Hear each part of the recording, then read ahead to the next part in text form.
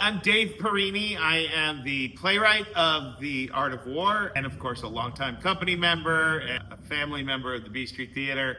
I have written about half a dozen plays for our main stage, written or co-written. And the last few years, I've been writing adaptations of old movies. I did House on Haunted Hill. I adapted Charade. And I didn't want to go back to that well, but there is something fun about trying to reimagine an original source work and give it a new life on stage. I was actually doing another play. I think it was the Holmes and Watson and Apartment 2B, the reimagining of the Sherlock Holmes stories with a gender swap.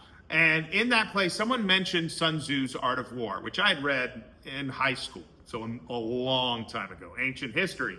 And I thought, well, wouldn't that be cheeky of me to try to adapt an ancient Chinese military treatise for the stage?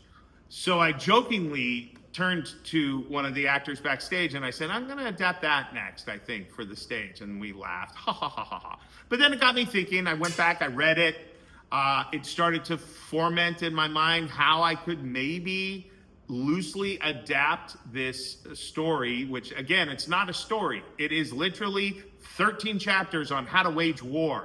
But then I started to imagine a couple of neighbors and a disputed plot of land where one of the neighbors wanted to build a koi pond, and then everything sort of dropped into place there. 13 chapters in The Art of War. There are 13 scenes in this play. Each scene thematically mirrors what we're taught in each of the chapters of The Art of War. So that's what I tried to do. Whether I'm successful, you can tell me.